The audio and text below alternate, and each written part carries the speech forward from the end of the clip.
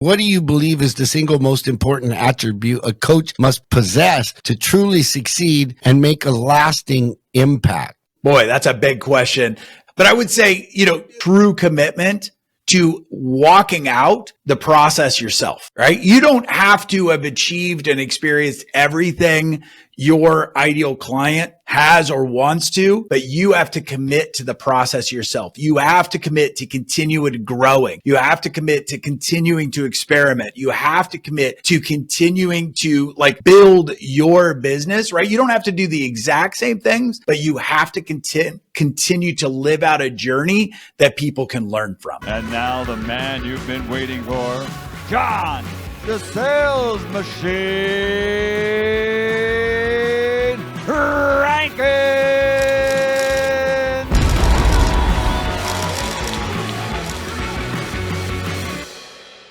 Ladies and gentlemen, today's guest is a certified elite coach since 2002 and has worked with hundreds of leaders, executives, and entrepreneurs. He is one of the most sought-after success coaches today, best known as the coach's coach. He was asked to sit on the Franklin Covey Company's Innovation Advisory Board for professional coaching. Brendan Bouchard describes him as the person everyone comes to learn how to build a successful coaching and consulting business. His passion is to help others build profitable businesses, but to also make the impact that they want to make. His powerful training on leadership, goal attainment, innovation, and branding has influenced organizations like NASA, Merck, Abbott Laboratories, Disney, and the Principal Financial Group Incorporated. Please welcome founder of the Think, Dream, Do podcast and Matthews Training International, Mitch Matthews. Thank you so much, John. It is awesome to be here, my friend. It's awesome to have you here because, this is the sales machine, and we're all about helping ordinary businesses become extraordinary with different psychology, methodology, even technology, especially getting into AI. What I know is if you really want to be successful, it starts right here, right? It starts from yourself. You help individuals and organizations and sustain success. So I want to talk about how obviously you were very successful, pharmaceuticals at Merck, and then you decided, what, I want to help others.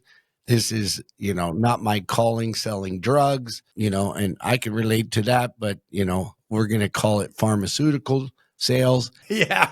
This is a slightly different career track, but yes, absolutely. Very lucrative, both very lucrative. Tell me about the transition. Yeah, because as a med rep, you can get paid very well.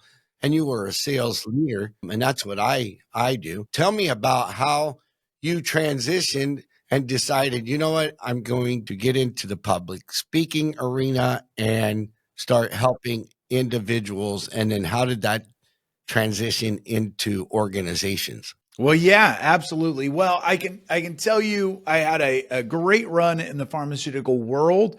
But I got promoted into what I call a bad fit job, which was brutal. And that was a true wake up call to me to say, I'm not meant to be in this industry the rest of my days. And so I started to look to other things. And I got to say, while I was driving, each day driving to that bad fit job, it felt a little bit of my soul was dying.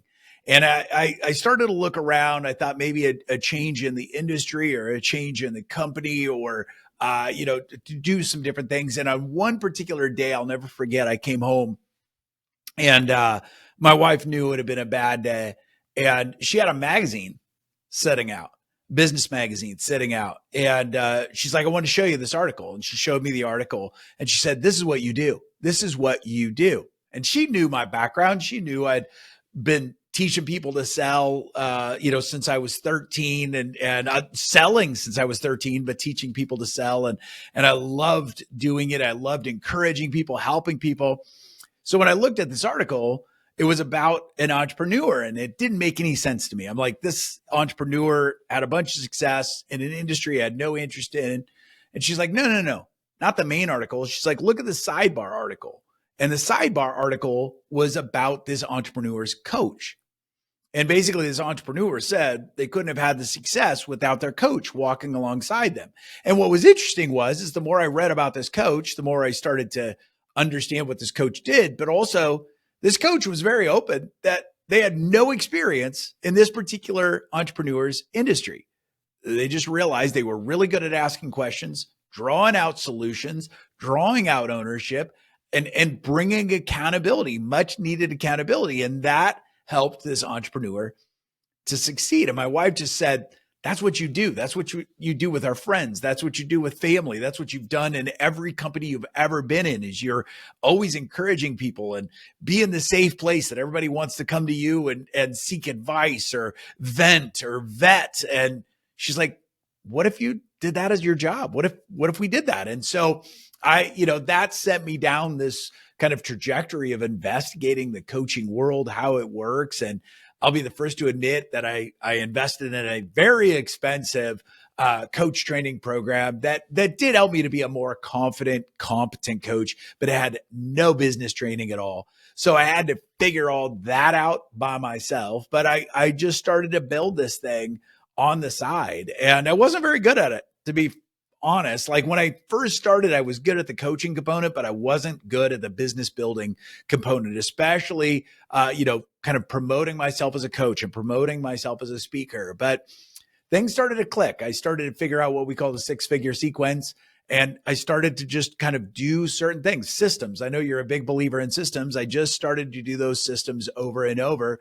And in a pretty short time, I was able to replace my income as a pharmaceutical rep. I was able to go full-time as a coach and a speaker. And I'm kind of amazed. I can say I'm wildly blessed to now, say I've had months where I've made as much or more than I used to make in a year in the pharmaceutical world, doing my own thing. And most importantly, doing something I truly feel like I was put on the planet to do. And that is to encourage people to be at their best, to draw out their best solutions and help them go to new levels. So, it's an amazing journey, but it's just kind of one of those where you have to keep taking those small but significant steps and just stay curious to help you figure out what that next step is. Awesome. So how'd you get your first client? It's a great question. So interestingly enough, we always talk about there's 3 rings of connection when it comes to, building a coaching business, a consulting business, a speaking business. And there's 3 rings to it. The inner ring is what we call the inner circle. Those are your friends, your family that have known you for a long time. Generally, they're not going to be the people that are going to hire you as a coach because they've been getting the milk for free for a long time. Like, why would they pay you thousands of dollars to, have a conversation in their minds that's very similar to what they've always gotten for free?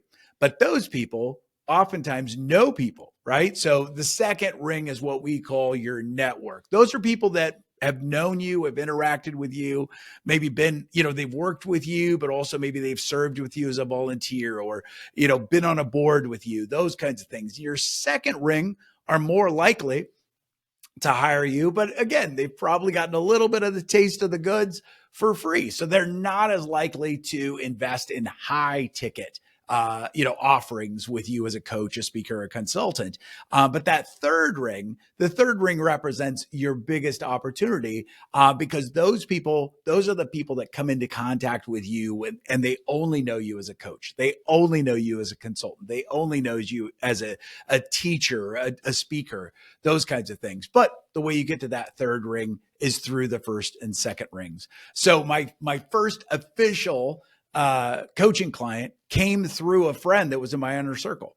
And my inner circle, this was a friend in college. He'd seen me make great decisions. He'd seen me make really poor decisions, all of those things. And he was not going to pay me thousands of dollars to work with me. But when he started to hear about what I was doing and who I worked with and who I wanted to work with, and I'd put out some things that were of value, blog posts, some teachings, what we call value-based promotion, where it brings value. It's things like this podcast, things like that you're doing where you're bringing value to your people, all that kind of thing. He came across something that I had written to entrepreneurs on, 3 ways to be more effective by Friday. He saw that, shared it with his brother-in-law and said, hey, brother, I know you've been running around with your head cut off. He was a new entrepreneur. He said, hey, I think this guy could help you out. Made that connection. That person had never seen me, did not know the good and bad decisions that I had made. But when he first came in contact with me, he only saw me as a coach. And boom, once he saw what that was, saw that he needed it, we were able to connect. And there goes my first client. What did you do to actually scale from there? Because, you know, in that industry, it's very prominent that people just become dancing monkeys or dancing bears because they're the whole show. They're the whole show. And you can only do so much when you're the whole show. I know that you have to make it one on many, and I've ran seminars and they're just leaders meetings to me because I've done it for 30 years. So like literally cultivating, training, and giving systems to my people every single quarter, or even being in a sales office for my first 7 years, we call it prime time, right? Prime time morning, prime time evening. I'm running meetings all the time. And so, you know, for me, transitioning to a stage was no big deal. Right.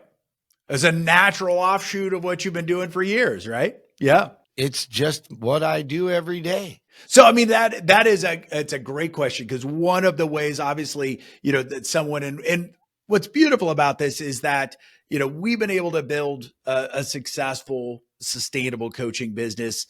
People did start to take notice of that. They started to demand, like, how are you doing it? Why is this working? And so we started to do little boutique trainings to be able to help other coaches, especially on the business side, those kinds of things. That expanded. We started to take that online, and we've been able to help thousands of coaches around the world. So one of the ways that you do that is you grow your practice, you grow your reach, and you start to increase, of course, you start to increase your prices, you know, those kinds of things. A big part of it is organizing your time, knowing who you're selling to, all those kinds of things. And then obviously one of the things that you can start to do is start to scale by then delivering online offerings, those kinds of things. So a lot of, I know for me, I've been able to drive, you know, hundreds of thousands of dollars by offering online training that then you can couple with your coaching, that you can couple with your speaking. So that's one big thing. We've also held events and then been able to drive hundreds of thousands, sometimes seven figures, with sponsorship deals, those kinds of things. So, you know, part of it is figure out who your people are. And if it makes sense to get them in the same room, do that. And then start to ask yourself, who else wants these people to be in the same room? You know, and then you can start to work things like partnerships, you know, especially if you've got somebody that has a complementary offering or a complementary service.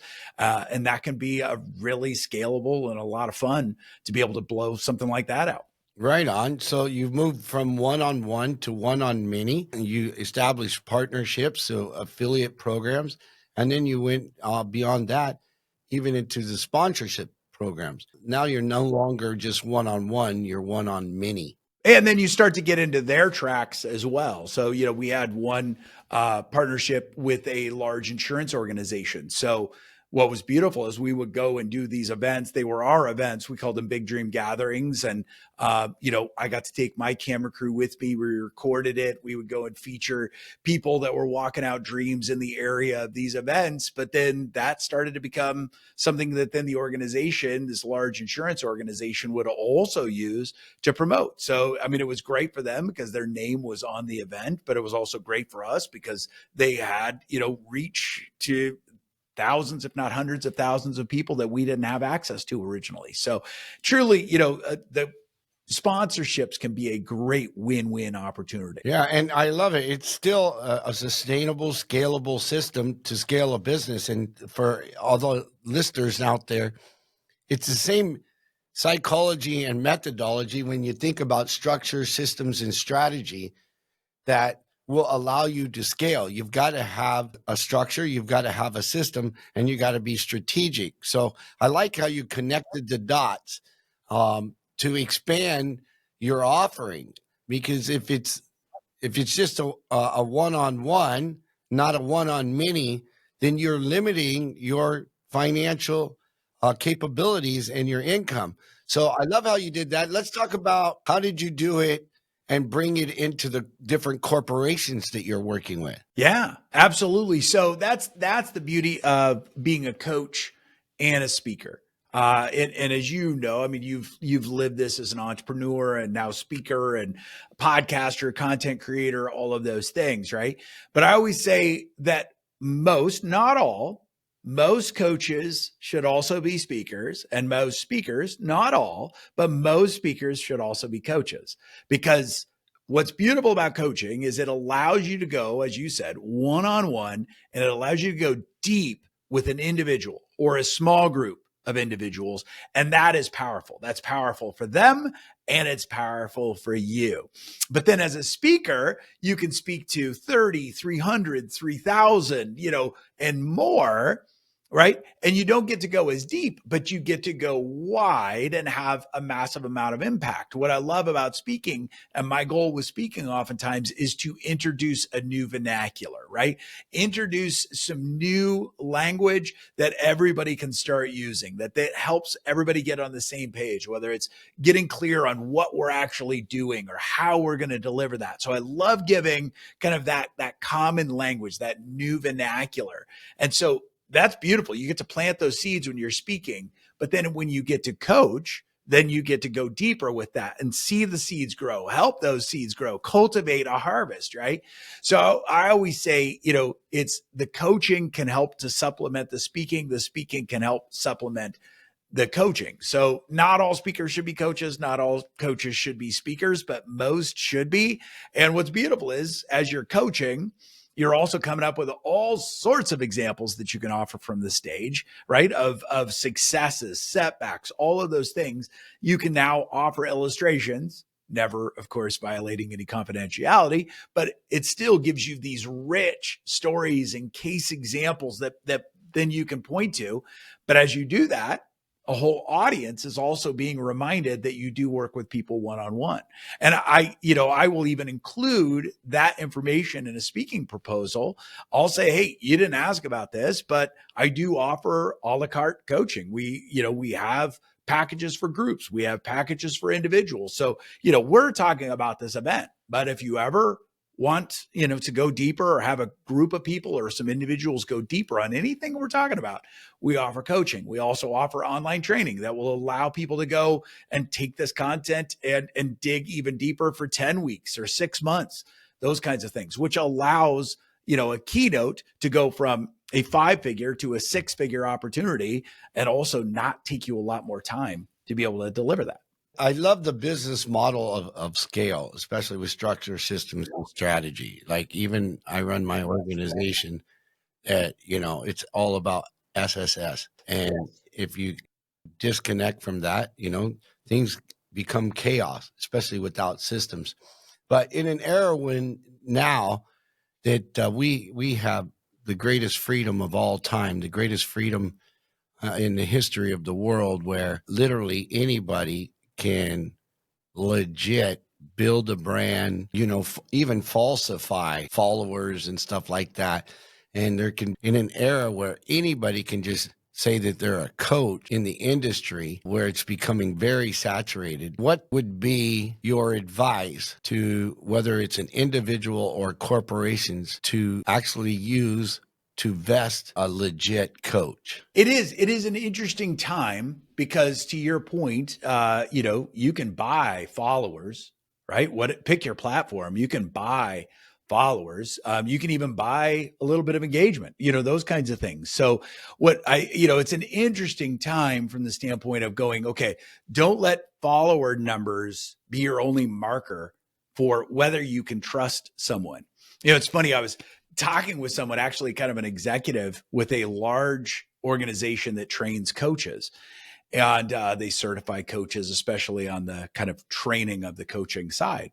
And she was talking with me about, we had a group of coaches in, and they were all lamenting on how the industry was saturated. And she looked at me, and we were on a Zoom call, and she looked at me, she's like, you know what I'm talking about? And I said, frankly, I know, I'm aware of this problem, but I don't experience this problem, and the people that we teach don't experience this problem. And she's like, really? And I said, yeah, one, we're not focused on that. We're focused on who do we want to bring value to? Who is that person that we want to serve? And then our focus is to bring value to that person, right? To grow a relationship with that person. Not like, I don't know about you, but I'm not actually worried about my follower count at all. What I am looking at is engagement, right? And like real engagement. And then also, how do people then interact with us, as they start to move through our client relationship, funnel. And it's like, to me, like what we want to be able to do is build trust, build relationship. And so if somebody is trying to vet a coach, I always say, how are they bringing value? Is it through their social media? Is it through a weekly email? Like, find those things out. Look at those things. Like, you look at your social media as an example. There is no doubt you are committed to helping organizations get better, to truly scale, especially their sales operations. Like, you are living the example of bringing value. Like, you're not just promoting yourself as, from an ego standpoint, like we talk about as ego-driven promotion.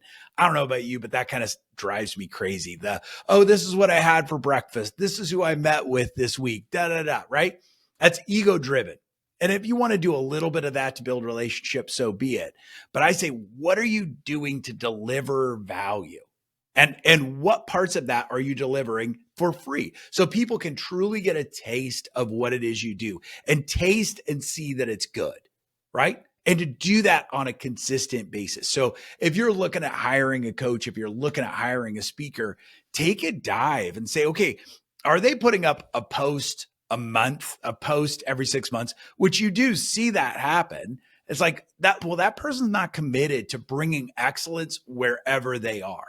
And now I'm not saying they need to be a Kardashian or a Huffington Post and, post 5 times a day, but you want to take a look and say, hey, how are they bringing value? And if you are considering them as your coach or their speaker, like as you consume their content, do you feel like they're talking to you?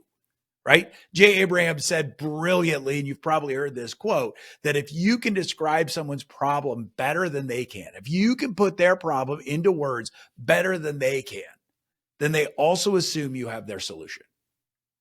Right? So if you're talking about a problem at the level that somebody's like, oh my gosh, John must have a camera in our house. How did he know we were just wrestling with this? Or, he must have a camera set up in our office because we were just wrestling with this. And now, boom, here this post, here this interview is talking about that exact thing. That's the kind of thing to look for. Because again, if you're bringing value consistently, if you feel connected with that content as you see it, as you consume it, then that person's probably your person. If not, then move on. Do not trust credentials and do not trust followers. That's what I always say. At the end of the day, you're either the real deal or you're not, and people can smell it. You would think so. Like I do. Somebody must still be snowed by fake followers though, right? Like, and somebody still must be snowed by fake credentials. It must work somewhere. At least a lot of people are buying it. But I'm with you. Like you would think rational grown ass adults would be able to smell through that, so. Yeah, it's called commission breath, right? Like you can just smell it, right? You can smell it when they walk by or if they're trying to bullshit you. I spent a lot of time with Robert Kiyosaki, and he wrote the book Fake, right? And even in my own journey, I come to realize whether I'm hiring an internal team member, a lot of companies call them employees. I don't. I call them team members or team leaders. But I've come to experience there's a lot of false prophets out there. I'll get back to it, but I want to just make this point because the other day I had an opportunity. Literally, I've coached CEOs and did masterminds and within my organization. And then I was asked to do it outside my organization and I did it. And literally with small groups of people generated hundreds of thousands of dollars of income in a weekend. I enjoyed it for a while. And then I became a dad. And then I'm like, thank you. My boy just got his blue belt and he's 6 years old. He's a focused little guy and he's, amazing. But I just had a thought the other day because I have different opportunities and people do approach me to work with them. And I just had a thought the other day, and it was like, to sell or not to sell? That's the question. Do I really want to sell to this guy? At the end of the day, you've got to have space, and you don't want to be put in what I call the friend zone, where people don't take the coaching seriously.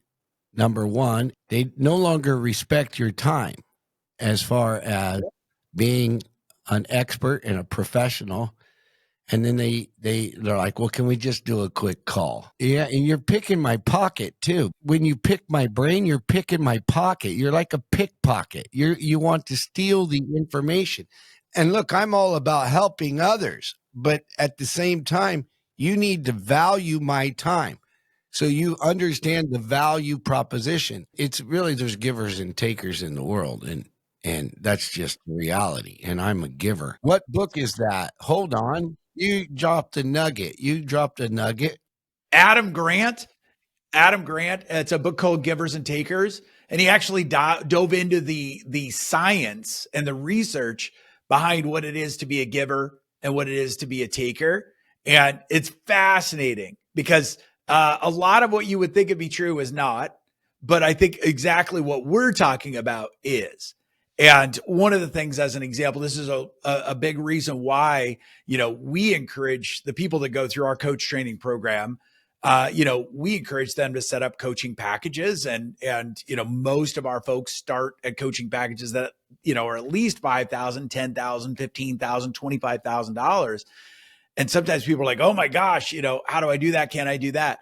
And I said that the fee is as much for your client as it is for you. I always say, like, I want my coaching client to have the biggest, goofiest grin on when they're paying that invoice.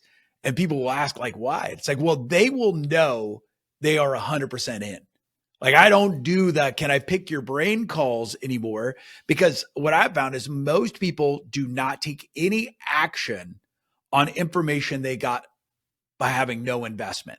They just want to pick your brain. Yep. And then generally take no action. Yep. That's exactly right. I like no skin in the game. They want to pick your brain until you're insane, and they're just pickpockets. So to sell or not to sell, sometimes the fact is, I don't want to sell. Very true. That's the thing. People say all the time, like, wait, can I be a coach? And it's like, well, don't try to be a coach to everyone. Figure out who you want to work with and then coach them, but don't try to coach the world. As the coach's coach, what do you believe is the single most important attribute a coach must possess to truly succeed and make a lasting impact? Boy, that's a big question. And just quick, I've got to go kind of at the top of the hour here because I've got another call here in about 2 minutes. But I would say, what is one of the most important things? I would say a true commitment to walking out the process yourself, right? You don't have to have achieved and experienced everything your ideal client has or wants to, but you have to commit to the process yourself. You have to commit to continuing growing. You have to commit to continuing to experiment. You have to commit to continuing to build your business, right? You don't have to do the exact same things, but you have to continue to live out a journey that people can learn from. And I see some people, they start to get dormant. They start making a lot of money as a coach, and then they start to get soft. They stop growing. I say, hey, you've got to commit to continue to grow, to continue to build, to continue to do the very things you are asking your clients to do. And if you continue to do that, they will see it, and they will trust you, and they will follow you where you go. But if you stop, and a lot of people are tempted to do so, right? People will also smell that. No matter what's happening on your social, people will pick up on it. And that makes all the difference in the world. 100% agree. Success, comfort is the enemy of success. And, the dichotomy is everybody wants to be successful so they can be comfortable. And that becomes kryptonite. Thank you, Mitch Matthews. Where can people find you? How do they work with you? Absolutely. I love it. Two things. One, then go to mitchmatthews.com. That's kind of where it all starts. There's some gifts there, free resources there to check it out. If you've got somebody that's been thinking about being a coach, we actually put together an assessment. You'll appreciate this. And it actually convinces probably as many people to not be coaches as it does convince people to be coaches. Then go to mitchmatthews.com/CPSA. And that is our coaching predictability of success assessment. And it's an assessment based on our helping thousands of coaches. We figured out there are certain things that make the potential for success much higher.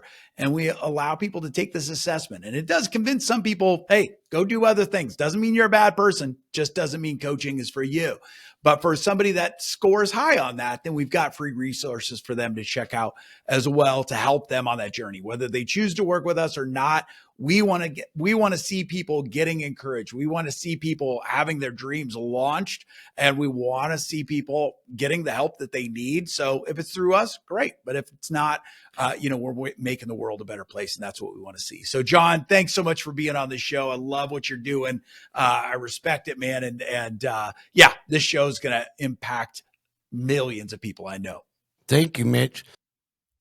Ladies and gentlemen, if you want to send a review about what you liked on this podcast or share it with somebody who would need it to definitely improve their business, building and scaling sales teams, do me a favor, like, share. It means a lot to me so that we can help others grow and live in abundance. That's a wrap, folks. Thanks for joining me today. And if you got value from this episode, do me a favor, like, subscribe, and refer a friend. And if you want even more value, go to thesalesmachine.com, click on resources, and there's tons of resources there to increase profits and drive performance in your business. Right on, come on.